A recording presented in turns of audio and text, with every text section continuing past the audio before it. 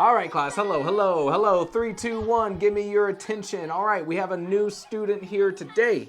He's all the way from across town, but he's just transferred to the school. So, young man, why don't you come on in and introduce yourself? Hey everyone, my name's Biff. And your last name? Biff Wellington. I get it now. I see why you're in this class, right, guys? All right, Biff, why don't you check the spelling of your name here, and why don't you go ahead and do roll call today? Looks like it's spelled right. You just want me to read the names? Yeah, and you know what? I think you'll find that you're right at home. Okay. Albert Dente. He goes by Al. Oh, sorry. Al Dente. Al Dente. Here. Okay. Dwayne Pipe. Here. Fanny Hertz.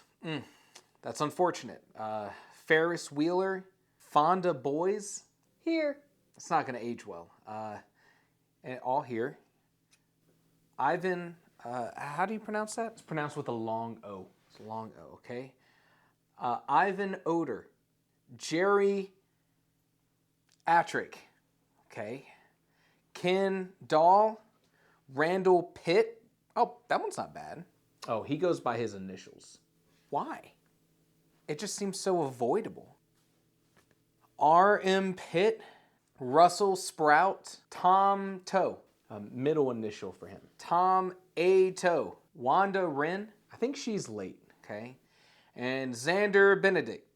Oh, hey, that one's not so bad. It's those damn initials. No, he wouldn't. He does. No. Ex Benedict. All right, that's good. Go ahead, take a seat, Biff. Oh, hey, here comes Wanda. I'm sorry I'm late, Mr. Janus. Again, please call me Hugh. Naming your character may be one of the most important things that you do in writing your novel. And that's mostly because the reader will be exposed to that name hundreds of times, but it's also because your characters are how your reader sees the entire world. If your characters have bad names, then the connection between your reader and your characters can be harder to form. And that sounds wild, but it's true. There are bad names within books, and each genre of book has different kinds of bad names. An easy example is within the genre of fantasy and science fiction, where an author might work at creating a world that's supposed to feel very different from our own. And so this author creates names for their characters that are difficult for their target audiences to connect with. And even reading some out loud here on this video is difficult because the pronunciation of these names is a total crapshoot. Syvarden Vendai, Anander Menai, Garul, Kaz Devor, Ta'amber, Karul, K-Rule, Bellarcor, Renesmee. Now, you may recognize some of those names from famous series, and just know that I'm not throwing shade, I'm just picking examples. I love Malazan Book of the Fallen and Warhammer 40k, all of these works. But bad names don't just exist in fantasy and science fiction. They also exist in genres like romance, or thrillers, or mystery, names like Hero Protagonist, or PETA, or Anastasia Steele. And you may agree or disagree with what I refer to as bad names. But let me at least break down why I consider some of these names to be bad. Because it's not just the letters on the page, but the context around them as well. Before we get too far, I want to know how you name your characters. Is it all gut instinct, or do you do research and exploration before you settle on something? Let me know in the comments below, and while you're down there, subscribe. Bad names can be categorized in a few different ways. Totally flat. I believe that some authors really phone in naming their characters, almost like a Mad Libs, you know? And I've noticed a big trend in the pulp thriller genre. It typically goes short name, action verb last name, or short name plus a 4 or 5 letter last name. In fact, I'm sick of these names. Come on, you can do better. Names like Alex Cross, Jack Reacher, John Puller, Jack Ryan, John Rain, Mitch Rapp, Elvis Pohl, Joe Pike, Carrie Bosch, Alan Banks, Sean Dillon, Kim Stone, Harry Hole. What? Tom Thorne, Joe Pickett, John Rivas, Irene Huss, Jason Bourne. I'm out. That's Jason Bourne. You see what I'm saying? None of these names mean anything. Of course, I can't claim to have read all of these books, but I mean, these names are interchangeable. And I believe that characters' names should really have some thought put into them. And later in this video, I'm going to show you how. By the way, this entire series, Writers Start Here, is all about helping you become a stronger writer. We break down difficult concepts like plot and storylines and characters and dialogue and more. Check out the playlist here or click the link below. Like and subscribe for more videos like this. 2 on the nose. Peeta Mellark from The Hunger Games is certainly a name. I mean, he's a baker. In fact, the core of his very important skills in the Hunger Games is defined by his past of working in the bakery. His personal connection with Katniss stems from a story from outside the bakery. And come on, his name is Peeta. Peeta! Like a blacksmith's son being named Steel, or a banker's daughter being named Roth IRA. It's an eye roll for me. I mean, look, you can have outside influences within your characters' names, but these names being too on the nose can break reader immersion, or worse, make your readers laugh at the character.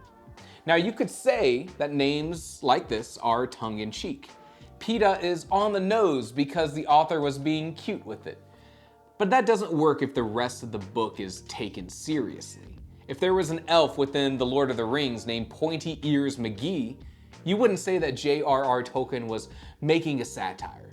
You'd be like, what is this? This came out of nowhere and it doesn't fit the vibe of the book. On the other hand, having a deity named the Almighty Bob within a series like The Hitchhiker's Guide to the Galaxy, well, that fits within the vibe of the rest of the book. Or having a character named Rob Anybody, who is a wild, chaotic bandit, fits the vibe of Discworld. It's tongue-in-cheek, it's satire. Uniquely bad spelling. Something I've encountered in many a genre is when an author tries to take a known name and make it unique. Examples here might be changing Mallory to Mallory, or Jackson to Jackson, or Carson to Carson. In fact, there's a whole subreddit named r/tragedy that exists to highlight this sort of naming in the real world. And your mileage may vary, but I personally don't enjoy when authors try to make this sort of change for their characters. It feels like they're trying to be different solely for the sake of being different. Like the author wants to have a unique character name, but still something that's well known and easily pronounced or familiar, and I don't know if you can have it both ways. This may just be my own pet peeve though. How to create good names. So how do we avoid all of these issues while also being able to create good, interesting, and accessible names? And I guess the right place to start is to understand what goes into a good character name. And let's start here with tips for general fiction writing, and we'll get to fantasy and science fiction later in this video. In my opinion, your character name should reflect some quality of your character. And that may be by identifying core elements of your character and hunting down names that associate with that term. And you might be saying, well, that doesn't happen in the real world. And you're right, but your stories that you write have artistic license. You can give your characters a little author attention and create meaningful names within your world. By the way, author attention is your best friend. Author attention is this magical ability that you have to fudge the rules of the world around your characters. It's the reason why animals act a certain way and bullets ricochet off the wall next to your characters, but never hit them. It's the plot armor and the foreshadowing and the coincidences that make your story exciting. Embrace the author attention. I believe it's especially important to create characters representative of other cultures. And this means looking into names based on regions or time periods, historical significance, and more. And there are lists of baby names all across the internet to help you out. Hey, Future Carson here, Future Edits. I'm gonna put you down right here. All right, controversial, hot take in writing. Getting inspiration for names is actually a great use of AI in writing. Now hear me out, hear me out. You can go to a large language model like ChatGPT and it's trained off of all the information and the data that it's scraped off the internet. It's looking at the same list of baby names that you would be looking at if you were to go search for that sort of information. You can prompt something like ChatGPT to say, give me a list of names that have to do with this region, this area, this time period, and it can come back with the names that you're looking for, and you can use that as the basis for your inspiration. It's looking at the same information that you would be hunting down online anyways. Now, of course, you should always do your standard sort of fact checking that you would do with any sort of AI, but this is something that you can use AI for that just helps you with that brainstorming session. I have an old video, I'll put it somewhere up here, where you can look at the AI tools that I think are usable as a writer. But that's just my opinion. There's also the all-time great website, Fantasy Name Generator. Check that one out if you haven't before. I've used that for, my God, maybe over a decade. I've been playing around with that website. I'll put a link of that down in the description below. But I just wanted to chime in here and say that, yes, you can look at these huge, long 1,000 baby names lists that are online, but there are other tools that you can use as well. Back to the video. Combining these two ideas, meaningful names and different languages and cultures, is a great way to craft character names. Take those core qualities of your characters and run them through things like Google Translate into other languages for inspiration. And note here, I said for inspiration. You don't need to take these translated names directly. Let me give you an example. Let's say I have a character that is emotionally reserved and chooses to shut themselves off from the world. I can take keywords like calm or stoic or shield, and I could look through other languages for inspiration. Shield brings me to Scut in Romanian, which inspires me to go with Scott as a last name. If I already had an ethnicity for the character, I may want to look directly into those languages to find a translated term for inspiration, but since I didn't, I now have the option to look into Romanian first names for more inspiration. Landing on a Wikipedia page for masculine names, and I could have gone with another source if I wanted to, totally fine. I can look through the list to see if anything jumps out. And I see some options. I noticed that these names replace the J in many common American names with an I. Now that could be interesting. In my case, I deem that to be not right for the character. I see Leon Scott, Lucas Scott. I think I like Lucas Scott. And I could choose Lucas instead, but I think I want to lean a bit more into the novelty of Luca. Now, you're not gonna like this, but when you're going through a process like this, it might benefit you to do a quick Google search for that name before you write 100,000 words with it. And doing this shows me that Lucas Scott, very close, is one of the main characters from One Tree Hill. And it's up to you whether or not you care about that coincidence, if that's a deal breaker. In my case, I don't think so. Lucas Scott is now a character name that I'd feel pretty comfortable using in my story. Now, this is a drawn out way for the same sort of decision-making process you might go through in your head naturally. Most of the time when I write a character, there is some natural name that feels right. And a lot of that natural feeling might come from the same sort of decisions happening in my head within my subconscious. Other times, the name that pops up might be because I've met people that have this sort of stoicism in real life. And those names jump out to me because it already feels natural. And this is a totally fine way to approach character names. In fact, another approach to character names is to keep a list of interesting or cool names or nicknames that you've come across in your life. And I honestly believe that these can be the best kind of inspiration for your characters because these names or nicknames are typically interesting nicknames to common enough names that we encounter. I said names a lot there. I'm gonna say it more. Nicknames. Nicknames are your secret weapon when it comes to character names. It allows you to have that unique character name that you want, but to also have a name that's easy, familiar, and accessible for your audience. I use nicknames all the time in writing because it can be used as an interesting storytelling device. For example, you have a character that you introduce in your book by their full name, and you watch this character interact with others using that full name. But partway through the novel, the story takes these characters to a seedy underbelly of the city, and we meet this powerful, mysterious, dangerous contact. And he greets that character not by their full name, but with a nickname. And it immediately raises all kinds of questions to the reader. Why do these two characters know each other? What's their history? What's happened in the past to make them so familiar with each other? It's an easy way to build in depth to your novel without much effort. And you can take this a dozen different ways. You can have two characters that butt heads and have a very standoffish relationship. But as time goes on and they get more familiar with each other, one character calling the other a nickname can be a sign of progression within that relationship. One that clearly defines their progress from frenemies to friends. And it can go the other way. You can have a character that only ever goes by a nickname, and sharing their full name with someone else can be a sign of that relationship developing. A moment of vulnerability, backstory, and trust.